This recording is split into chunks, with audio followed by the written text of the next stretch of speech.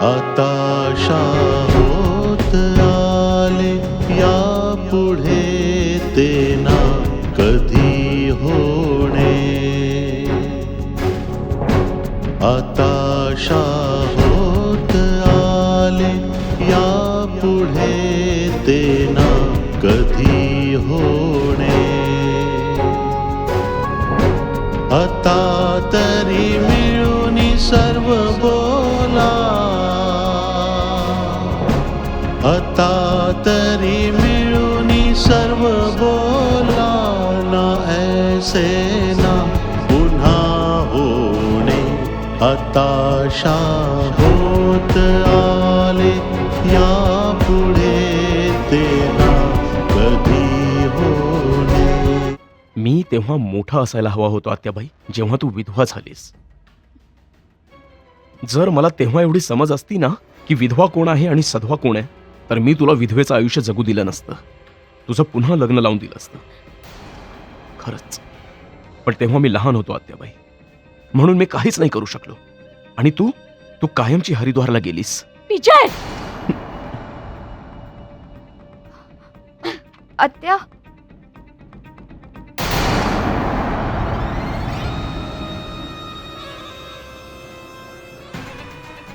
विजय, तुम्ही काय बोललात?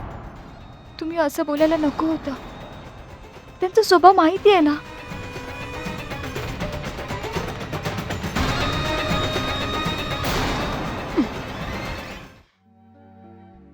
आई, हे सगळे कपडे बॅगेत का भरतेस?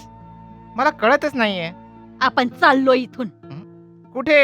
अरे पंढरपूरला, माझ्या पंढरी रायाजवळ. वेळ बीड लागले का तुला?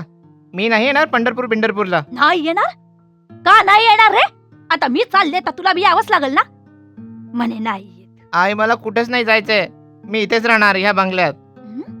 हे बघ आई, मी तुला फक्त एकच गोष्ट सांगतो की आता माझं पंढरपूर हेच आहे. काय? आई, काय ठेवलंय तिथे? काही नाहीये तिथे. तू सुद्धा नको जाऊस.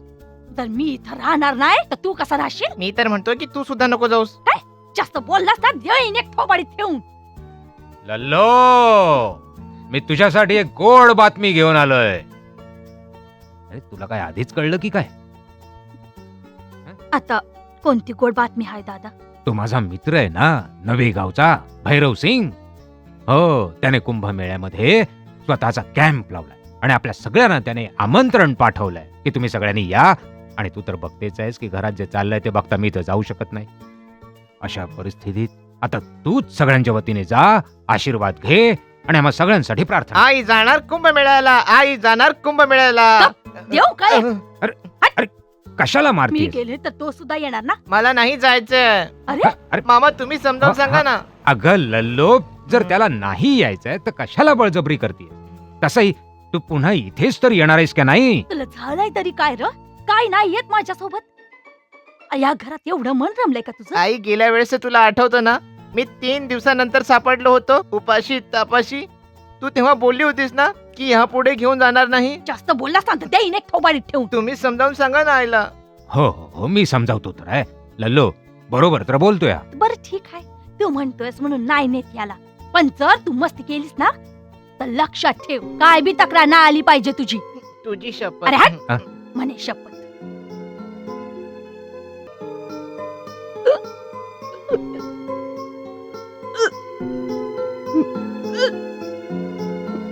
अगं, काय झालं ग चंदा? उलटी का करतेस?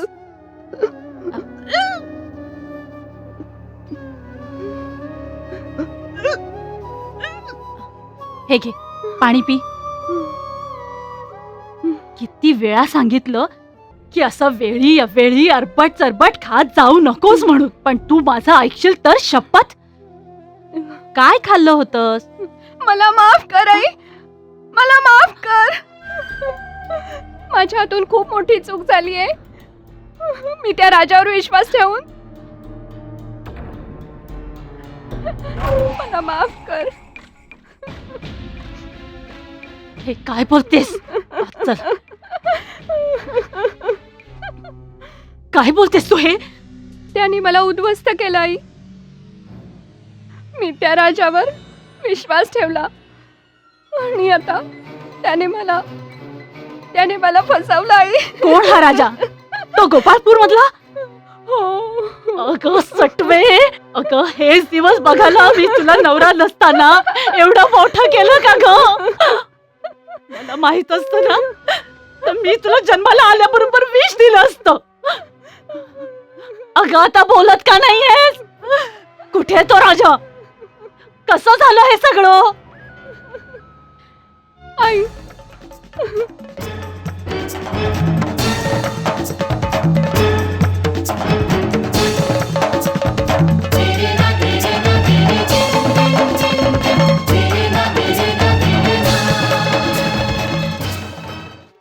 म्हणाला माझ्यावर विश्वास ठेव, मी तुझ्याशी लग्न करणार आहे. ही सगळी माझी चूक आहे. जर मी दिवसभर त्या सैतानाला इथे सोडून केले नसते तर आज हा दिवस बघावा लागला नसता. पण आता काय करू? जर मी घरी बसले असते तर अगं आपलं पोट कसं भरलं असतं? अरे देवा,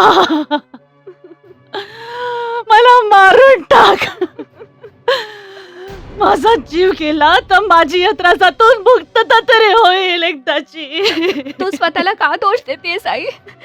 यात चूक तर माझीच आहे. अगं मी या घरची अब्रू वेशीवर टांगली. त्या सैतानावर, राजावर विश्वास ठेवला. तो मला मारून टाक आई.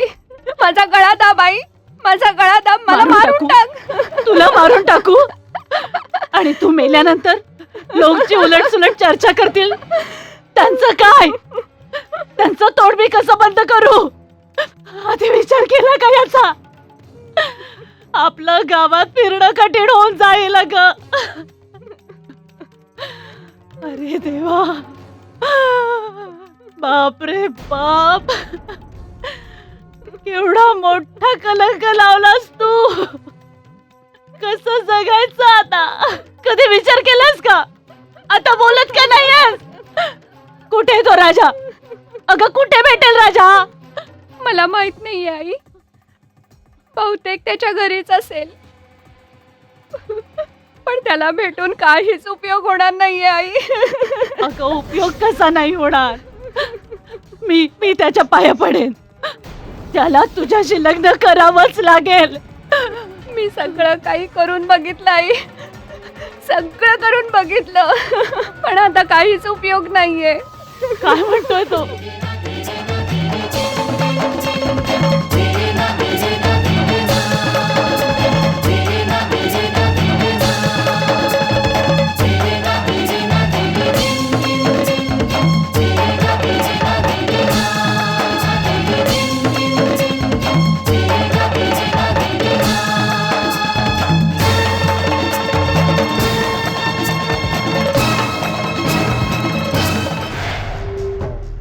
मग काय असा गप्पा बसण्याने प्रश्न सुटेल का आपला?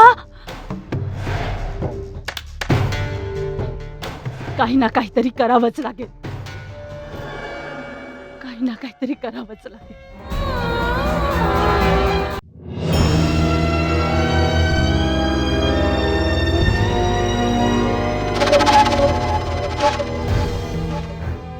त्या सरपंच बोल ना. ठाकूर साहेब, मला तुमच्याशी नाही, मला सरपंच मॅडमशी बोलायचंय.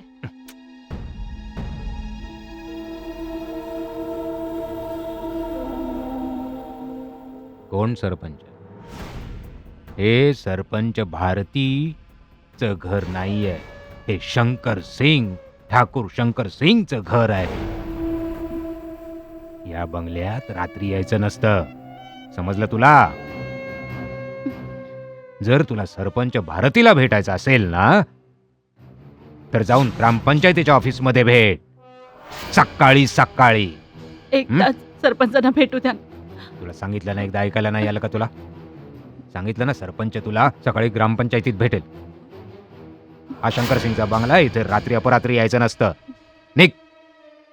या जगात गरीबाला कुणीच वाली नाहीये का? गरीबाचं दुःख ऐकणार कुणीच नाहीये. डोकं फिरलंय का तुझं? एकदा म्हणालो ना निघ म्हणून. चल जा ग्रामपंचायतीत जाऊन भेट. चल चल चल निघ आता. कुठे कधी जायचं एवढी अक्कल नाही. चल. सांगितलं ना ग्रामपंचायतीच्या ऑफिसमध्ये भेट सकाळी. ही वेळ नाहीये भेटण्याची. चल चल चल जा जा. अगं जा ना आता. समजत नाही, ऐकायला येत नाहीये का तुला? कटकट नसते, डोकं फिरवून टाक. कोणी सोम्या गोम्या उठतो आणि सरळ चालत येतो तो या बंगल्यामध्ये सरपंचाला भेटा. एवढंही कळत नाही हा शंकरसिंगचा बंगला आहे. धर्मशाळा समजतात की काय? मी तुझ्याशी लग्न करणार? तू हा विचार तरी कसा केलास? कोणास ठाऊक कुठे शेण खाल्लं आणि माझं नाव घेतेस. अगं आता कोणाकोणाशी लग्न करत फिरू मी? तुझी आई जिवंतपणी मेली तर मी काय करू? माझ्या प्रेमाची किंमत केलीस तू, हं? तेही 1000-1500 रुपये. ह्यापेक्षा तर मी कुठेतरी जीव देईन. तर मग दे ना, जीव दे. कशाला हे पाप पोटात घेऊन फिरतेस? तू मेलीस तर सगळ्यांचंच भलं होईल. हं? जा, मर जा.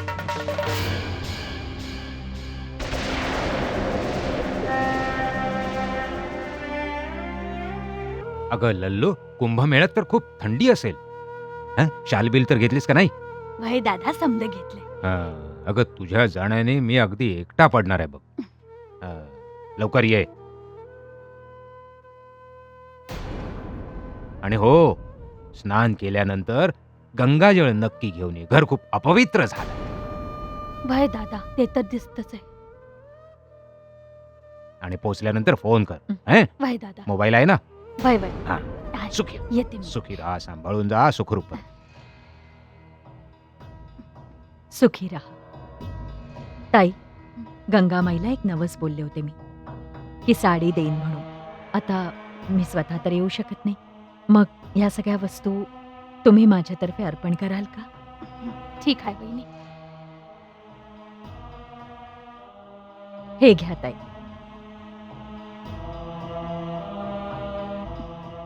अगं हे काय? पैशांचं मी काय करू? अगं मला तर फक्त दोघांचा आशीर्वादच पुरेसा आहे. अगं ठेव ना ताई, कामी येते. हे तुझ्या वहिनीचं प्रेम आहे.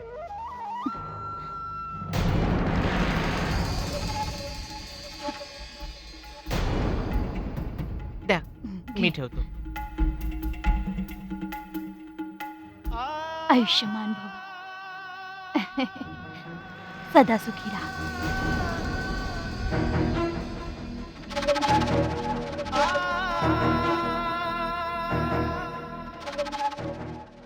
अजूनही रागवली सात्या?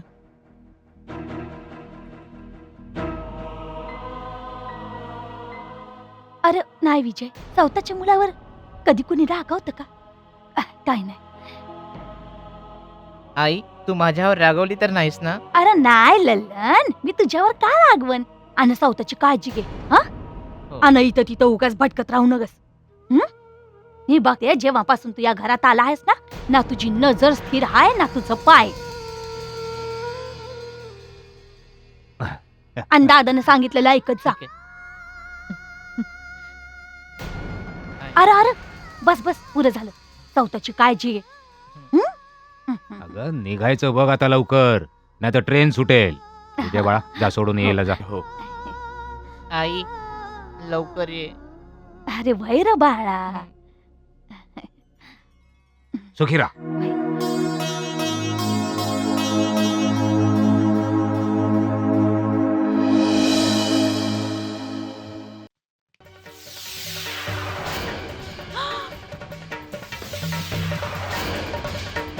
चंदा, चंदा, चंदा, चंदा. कुणी आहे का? कुणी आहे? चंदा, चंदा, चंदा, माझी चंदा, चंदा. अगं शकुंतला माझी चंदा माझी चंदा माझी चंदा सांभाळ शकुंतला. मारून टाकलं माझ्या मुलीला माझी मुलगी चंदा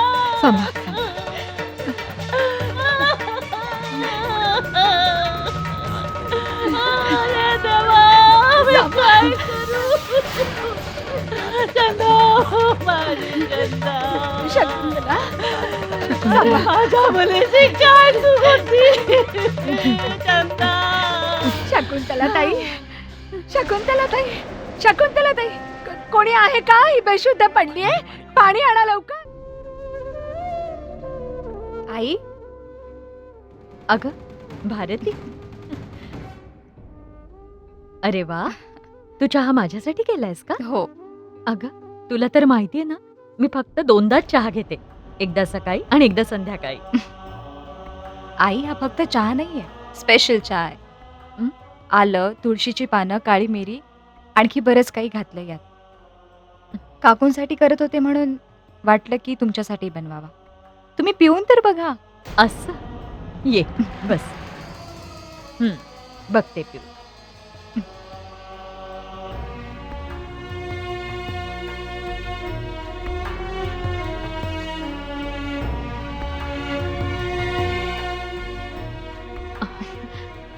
अगं हा तर खरंच खूप छान झालाय. आवडला ना तुम्हाला? आता मी दररोज तुमच्यासाठी सुद्धा बनवत जाईन. तुला ठाऊक आहे भारती, तुझा हा चहा पिऊन मला माझ्या माहेरची आठवण झाली. माझे बाबा, त्यांना हा काळी मिरी आणि आल्याचा चहा खूप आवडायचा अगं. आणि तेव्हा ना त्यांच्यासाठी हा चहा मी बनवायचे. जेव्हा कधी ते प्यायचे तेव्हा नेहमी म्हणायचे, कौसल्या, तुझ्या हातचा हा चहा पिऊन ना मला कसं वाटतं सांगू तुला, अगदी ताजतवानं.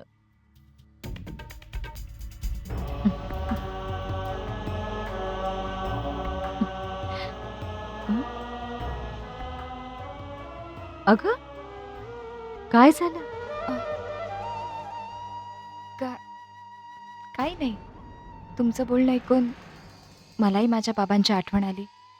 माझे बाबाही असंच म्हणायचे की भारती, तुझ्या हातचा आलं आणि काळ्या मिरीचा चहा प्यायल्यावर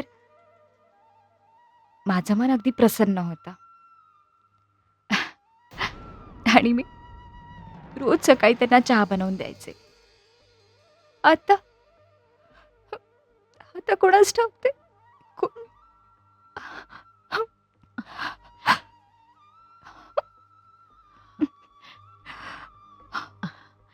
आठवण येते ना माहेरची? हो. तू एक काम कर बाळा, तू तुझ्या माहेरी का जात नाहीस? तुझे बाबा सुद्धा तर आपल्या मुलीची आठवण काढतच असतील. 1-2 दिवसात जाईन मी. मी समजू शकते बाळा, आपल्या बायकांचं आयुष्य असंच असतं. आपलं म्हणावं असं कुठलं घर नसतंच. जन्माला येताच वडिलांचं घर, लग्न होताच नवऱ्याचं घर, सासू सासऱ्यांचं घर, आणि म्हातारपणी मुलांचं घर. चल सोड. बरं मला सांग, तू तुझ्या ग्रामपंचायतीच्या ऑफिसमध्ये कधीपासून जाणार आहेस बरं? मला विजय सांगत होता की तू जाण्याचा विचार करतेस. उद्यापासून जाण्याचं बघते, आणि जमलं तर 1-2 दिवसानंतर मी तुम्हालाही माझ्यासोबत घेऊन जाईन. तुम्हालाही घरात बसून कंटाळा येत असेल ना? अगं मी काय करू तिथे येऊन? तू तर काम करशील आणि मी आणि तुम्ही मला काम करताना बघाल. स्वतःच्या मुलीला काम करताना बघायला आवडेल ना तुम्हाला? खूप आवडेल मला. मला एक गोष्ट सांगशील भारती? हा? तू इथे सुखी आहेस ना?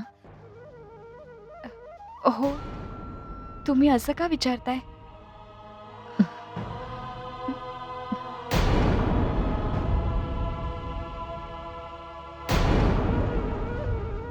मला माहिती आहे की या घरात तुला खूप काही सहन करावं लागतंय.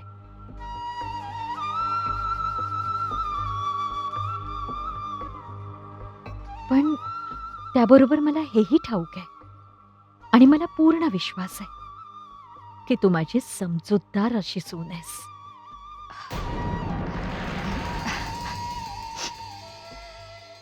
आणि एके दिवशी तू ते सगळं करू शकशील ज्याचं मी स्वप्न बघतेय.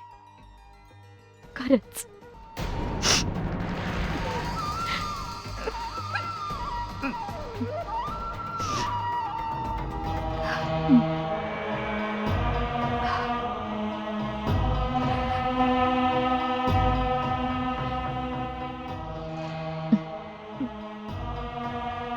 आता होत आले या पुढे ते ना कधी होणे. आता होत आले या पुढे ते ना कधी होणे.